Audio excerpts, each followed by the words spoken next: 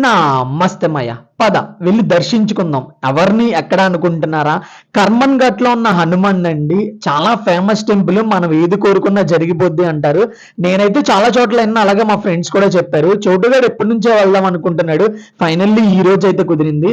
మా ఇంటి దగ్గర నుంచి ఆల్మోస్ట్ 40 మినిట్స్ జర్నీ ఉంది.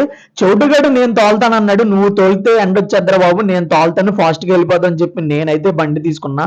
పొద్దున్నే ఆ సన్ రైజ్ చూసుకుంటూ ఇద్దరం కబుర్లు చెప్పుకుంటూ ఆల్మోస్ట్ గూగుల్లో చెప్పిన టైం కల్లా రీచ్ అయిపోయాం. కొంచెం ఫాస్ట్గా వెళ్ళాం కాబట్టి తొందరగా వెళ్ళిపోయింది. అలాగే ట్రాఫిక్ కూడా లేదు. ఫైనల్లీ రీచ్ అయిన వెంటనే మనకి స్టార్టింగ్ లోనే శ్రీ కర్మన్ ఘట్ హనుమాన్ దేవస్థానం అయితే ఆర్చ్ ఉంటుంది. అలా కొంచెం ఎదరికెళ్ళంగానే లెఫ్ట్ సైడ్ లో పార్కింగ్ ఉంది. ఇంకా గుడి చూడడానికి చాలా బాగుంది. మనకి లోపలికి అలా ఎంటర్ అవుతున్నప్పుడే స్టార్టింగ్ లోనే మనకి ఒక పెద్ద బోర్డు కనబడింది. ఆ బోర్డులో నీట్ గా అన్ని లోపలే ఉంటాయి అని చెప్పి రాస్తారు. అలా లోపలికి అలా ఎంటర్ అయిపోగానే చాలా స్పేషియస్ గా ఉంది. ఇంకా జనాలు కూడా లేరు, ఎందుకంటే మనం పొద్దున్నే వెళ్ళాం కాబట్టి. అలా లోపల గుడిలోకి ఎంటర్ అవ్వగానే మనకి స్టార్టింగ్ లోనే వినాయకుడు వస్తాడు. ఆయన్ని దర్శించుకున్న తర్వాత హనుమాన్ దర్శించుకోవాలి.